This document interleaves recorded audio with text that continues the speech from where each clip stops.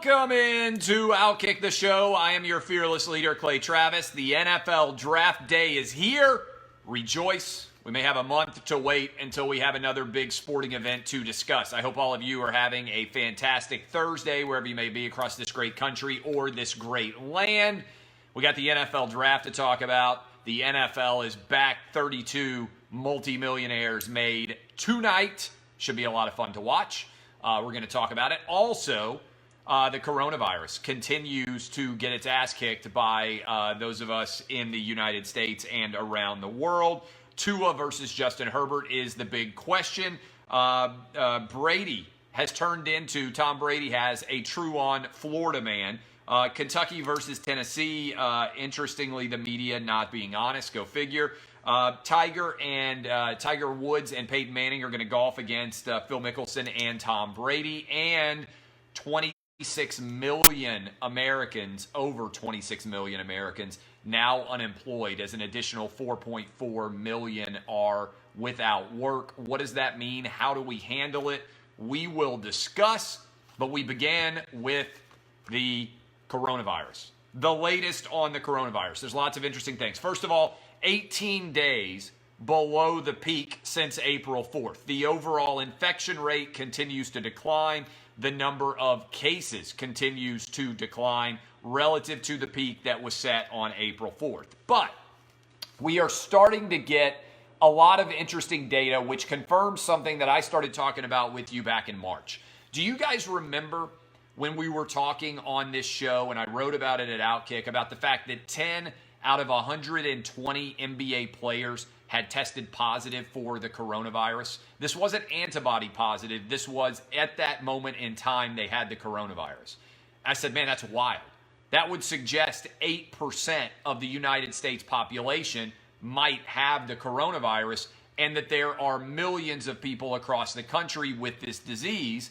And I said, if the NBA numbers are at all accurate, this would suggest that potentially the death rate for the coronavirus is much lower than experts seem to believe, and maybe the infection rate certainly is much higher. Okay, that data seems to have been confirmed now. The first suggestion that it might be the case was the NBA players. What has happened since then? In Santa Clara, California County, which is a Stanford study, they found that 50 to 85 times as many people as anticipated had the coronavirus. The same thing, roughly, happened in LA County with the USC study. Out of Boston, they found a huge percentage of people in the Chelsea neighborhood that they tested had the coronavirus. And now New York City data, which was just released today of a random study, suggests, and this is wild, that 21.5% of New Yorkers had coronavirus antibodies already. 16.7% in Long Island. These are massive percentages. That suggests in New York alone, there are more cases of the coronavirus than we have found, New York City alone, in the whole nation. 1.8 million-ish people with the coronavirus in New York City. This drives down the death rate massively, okay? This drives down the death rate to a massive degree.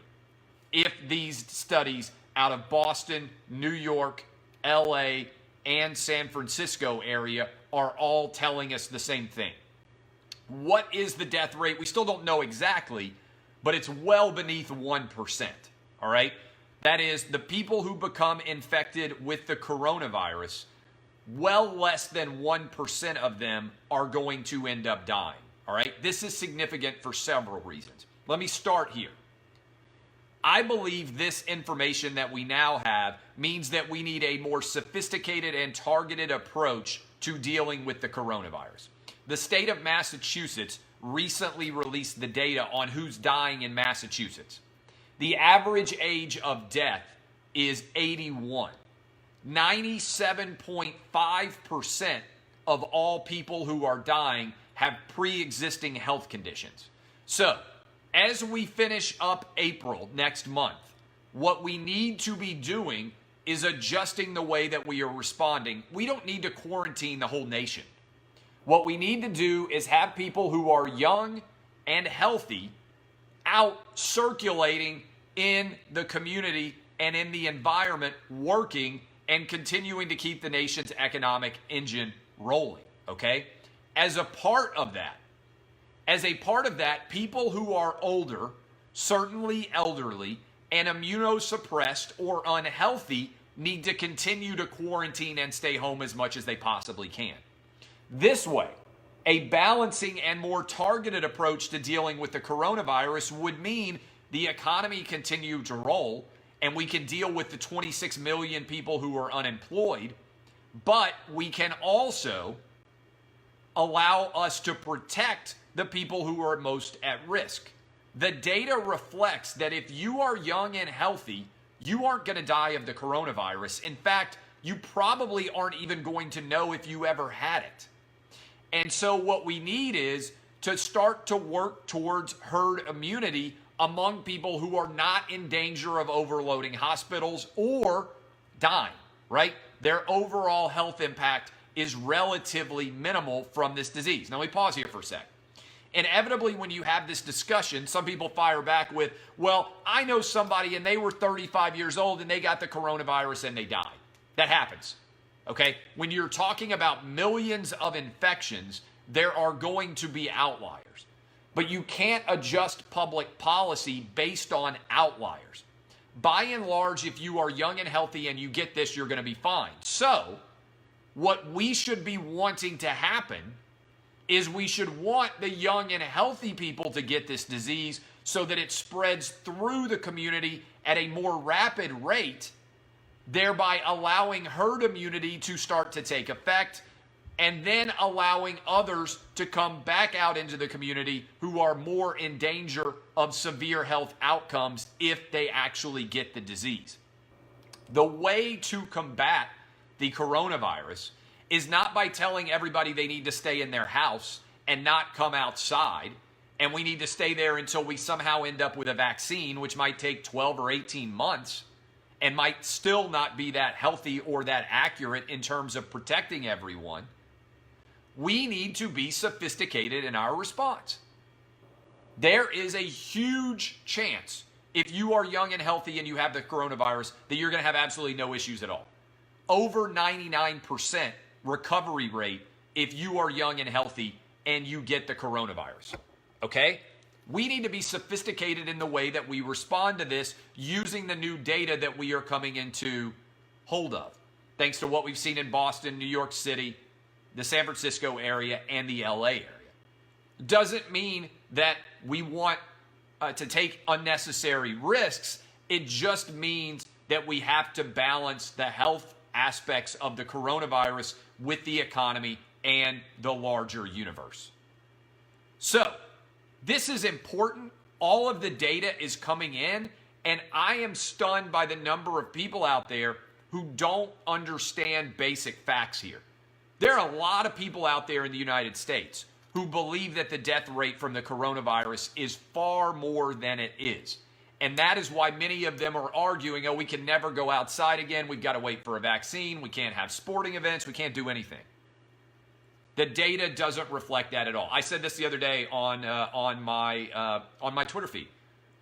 Somebody said, would you get on a plane right now and fly to Las Vegas, go eat in a restaurant, and stay in a casino? The answer is yes, I would. Now, Vegas is not the first place I'd want to go right now, but the data reflects that both me and my family would be fine, okay? There are risks in everything that we do in life, and what you try to do is make smart decisions. That's why I say at the end of the show, DBAP unless you need to be SBAP. Sometimes be a pussy. What does SBAP stand for? Sometimes be a pussy. If you are standing beside a crocodile-infested river in Africa, and one of your buddies says, I dare you to swim across this river or this lake or whatever body of water it is, I would say no. And if he said, oh, you're being a pussy, I would say yes. Sometimes the data reflects that you should be a pussy. General rule, DBAP, don't be a pussy. But sometimes you have to adjust your decision making when the risk is substantial enough. Sometimes be a pussy. DBAP, general rule of life. Don't be a pussy. Make smart decisions, run out, do the brave thing. Don't be afraid, right? Don't be a pussy. General life rule. But sometimes the data reflects that you should be a pussy. The crocodile-infested river is a good one. Maybe I would make it across. And if I made it across, I could flex my arms and be like, look at me, I'm a badass. I just swam across a crocodile-infested river. But the downside is I might get eaten by a crocodile. So I'm not a guy who says take unnecessary risks. Go out and just live your life. Get on a motorcycle and ride around without a helmet. Those are things I don't have any interest in doing. Surely I could learn how to ride a motorcycle. The data suggests that I'd probably end up hurting myself. And I don't think the fun would be worth the risk, right? Some of you can disagree. I will get on a roller coaster. I will not get on a motorcycle.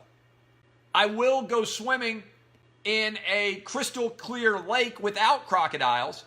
I will not go swimming in a lake that might have crocodiles. This is how reasonable people live their life. We have to assess risk. If you want to be 100% certain that no danger will befall you, you can't even go down the stairs. The number of people who fall and break their neck going up and down stairs is substantial. If you want to stay in your house and never leave, you can have that right. But the nation's policy going forward should not be to encourage that. Now, look, the reason why we sheltered in place was to avoid overloading the hospitals. The hospitals have not ended up overloading anywhere. Everybody who wants a ventilator has gotten a ventilator. Everybody who needs a hospital bed has gotten a hospital bed.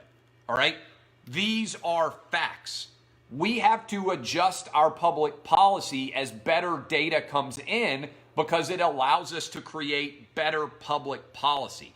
One of the biggest problems that I see in this nation is many people don't understand the difference between facts and opinion. We can disagree if we agree on a common set of facts with where those facts lead us. But what we can't do is fail to understand the difference between a fact and an opinion. A fact is it's going to freeze at 32 degrees. That's an immutable physical fact, right? Water freezes at 32 degrees. Whether or not it's going to snow when you look at a forecast is an opinion. It can be a reasonable opinion rooted in facts, but figuring out how to distinguish between the two is significant, and I see a lot of confusion between facts and opinion on a regular basis on the universe at large, certainly in the United States. All right, so that is the breakdown, okay? If you don't want to go outside, you don't have to. But those of us who are young and relatively healthy need to get the economy back working. Yes, I am willing to go back to work. I'm willing to let my wife go back to work and take that risk. Although she's a full-grown adult, she could make her choice if it was different than mine. And I'm willing to let my kids go out into public and play on playgrounds and go to restaurants and go out and about to gymnastics classes and play Little League Baseball and all of the things that kids do. All right? That is what is the reality. And I'm going to have to block, if I happen to look down and I see that you are an unquestioned Corona bro, you're not allowed to comment on my show because you aren't intelligent enough to understand the facts that I just laid out. So, boom, you're gone. All right? All right, let's dive into some questions. Tua. Where is Tua going to go? I still think the Miami Dolphins are going to get him.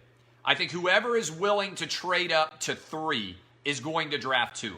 I think the Dolphins might have to trade up to 3. I think that the Chargers might have to trade up to 3. What I don't believe is that the Dolphins are going to trade up to 3 and draft a tackle. That doesn't make any sense to me because right now, otherwise, the only team in the top 5 that's going to draft a tackle is the Giants. Are you really that concerned with who the Giants are going to draft at tackle, and you're willing to give up all of the requirements to go from 5 to 3 over a tackle? I don't think that makes any sense at all. Okay, So I don't buy into the idea that the Dolphins are going to draft a tackle at 3. To the extent that story is out there, I believe it's an attempt by the Dolphins to convince the Chargers that they're going to draft a tackle, and therefore the Chargers have no reason to need to trade up to 2. I like Tua more than I like Justin Herbert. Why do I like Tua more? I watched every one of Tua's games in his career, okay? I watched a lot of Justin Herbert's games as well. At no point in time while watching Justin Herbert did I think, you know what? This guy is amazing. I want him to be on my NFL team. I thought about Tua all the time. I think Tua has a much higher ceiling if he can stay healthy. He reminds me a lot of Drew Brees coming off the shoulder injury. If Tua's hip is okay, I believe he has all-pro quarterback potential. If his hip is not okay, then you got issues. But I would rather risk on health as opposed to risk on overall talent. Justin Herbert, to me, seems like Josh Allen. Nothing against Josh Allen, just an average quarterback in the NFL. Tua, I think, has the potential to be an all-pro quarterback in the NFL. Did you guys see this story? This is an amazing story. Tom Brady has gone down to Florida. He's already gotten kicked out of a public park for playing, working out in that public park when it was supposed to be closed. And he also has shown up in a random guy's house, all right? This is a quote from a guy who lives in Tampa. Tom Brady has gone full-on Florida man here. I'm sitting here and I see this big shadow come up to my front door, says this man. And I hear my doorknob turning and I'm like, what the hell? Like, who's coming in my house? This is the homeowner, David Kramer. I literally was just sitting here and I watched this tall guy walk into my house. This is a guy who lives in Tampa, David Kramer. This is what he told TMZ. Kramer left his front door unlocked because he's selling his home and had multiple people over to see his property. Wasn't expecting any company. Brady walks in. Tom Brady walks in carrying duffel bags. He dropped them on the floor and looked up. And then he said, how's it going, man? And this guy says sarcastically, he's like, I don't know. You tell me, dude. Like, who are you? And then he looked at me with the most confused face. I'll never forget it for the rest of my life. He just goes, am I in the wrong house? Am I in the wrong house? I said, I think so. Who are you looking for? Where are you supposed to be? And he said, is this Byron's house? He was trying to find Byron Leftwich's house. So can you imagine if you were living at a random house in Tampa, your door is unlocked, somebody walks right in, and it's Tom Brady. Also, how does this guy not immediately know that it's Tom Brady? He must not be that much of a sports fan. I would be like, oh my God, Tom Brady just walked into my house. By the way, if you've been to Tampa, how lucky is Brady that he walked into a dude's house as opposed to some stripper from Mons Venus who then starts talking about how Tom Brady has been coming by her house. Moreover, can you imagine if Tom Brady had walked in the house and if he had immediately gotten shot? Can you imagine if Tom Brady signed with the Tampa Bay Buccaneers, went down to Tampa, thought he was going into Byron Leftwich's house, opened the door, walked into the wrong house, it was like a drug dealer's house or something, and he got shot? That would be unbelievable. That would be the most Florida story imaginable for Tom Brady to get shot in Florida, opening up a door and walking in the wrong house. Unbelievable story, all in all. Brady is now a Florida man. Giving Brady credit, by the way. Tiger Woods and Peyton Manning are going to golf against Tom Brady and Phil Mickelson. This is going to be a great sporting event to watch next month. I can't wait for it. It's going to air on TNT. It's going to be free, not on pay-per-view. Great distraction for a lot of us. Brady versus Manning, Tiger versus Phil. Foursome, 2-on-2. It's going to be pretty outstanding, I think, to watch on television. All the proceeds going to charity. Props to those guys for putting that event together. Also, this is the definition, by the way, of unnecessary politicization of stories. also of fake news. The Guardian wrote this headline. I'm going to show you. You can see this. I tweeted out this headline. It's about the state of Tennessee and the state of Kentucky. Here's the headline. Underneath coronavirus outbreak, it says, 2 states, 1 Democrat, 1 Republican, 2 very different outcomes. Kentucky Governor Andy Beshear took early measures to halt the spread of COVID-19, while Tennessee limited government mandates. The suggestion here is that Kentucky, with a Democratic governor, has had a better outcome from the coronavirus outbreak than Tennessee with a Democratic governor. The results are actually completely different. Tennessee, with a substantially higher population, has a substantially lower death rate. That is, the truth here is the exact opposite of what is being reported. The governor of Tennessee, Bill Lee, has done a better job, if you're going to judge him based on the health of his state, than the Democrat has, Andy Beshear.